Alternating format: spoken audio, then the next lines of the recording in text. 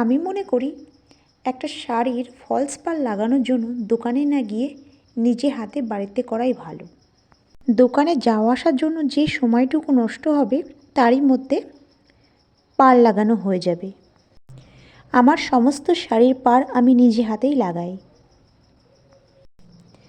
আমি সবসময় পাড় লাগানোর সময় এরকম একটা শাড়ির বক্স নিয়ে নিই এবং একটা ভারী কিছু মানে একটা বোতল হোক বা অন্য কিছু হোক নিয়ে নিই।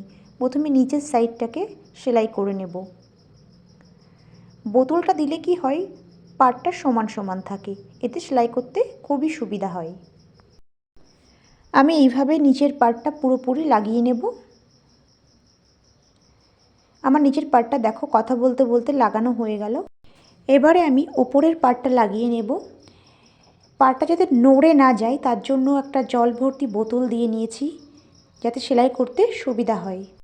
এই পুরো শাড়ির পাড়টা লাগাতে আমার মাত্র 15 মিনিট সময় লেগেছে। তো এই 15 মিনিটের জন্য কেন দোকানে যাব, বাড়িতেই লাগিয়ে নেব, কারণ দোকানে যেতেও তো আমাদের সময় লাগে। আর তাছাড়াও বাড়িতে লাগালে মাত্র 15 থেকে 20 টাকার মধ্যে হয়ে যায়, কিন্তু দোকানে গেলে তো এই দামে হবে না। নিজে একটু কষ্ট না হয় করলাম। দেখো তোমাদের সাথে কথা বলতে বলতে আমার ওপরের সাইডের পার্টটাও লাগানো হয়ে গেল। এবারে আমি দু সাইডে যে মুখগুলো খোলা রয়েছে ওইগুলোকে মুখটা মুড়ে ভালো করে সেলাই করে দেব। মুখটা যদি না সেলাই করে দিই তাহলে ওখান থেকে সুতো বেরোবে এবং পাড়টা নষ্ট হয়ে যাবে আস্তে আস্তে। এই জন্য মুখটাকে আমি ভালো করে মুড়ে সেলাই করে দেব। দুই সাইডের মুখই আমি সেলাই করব।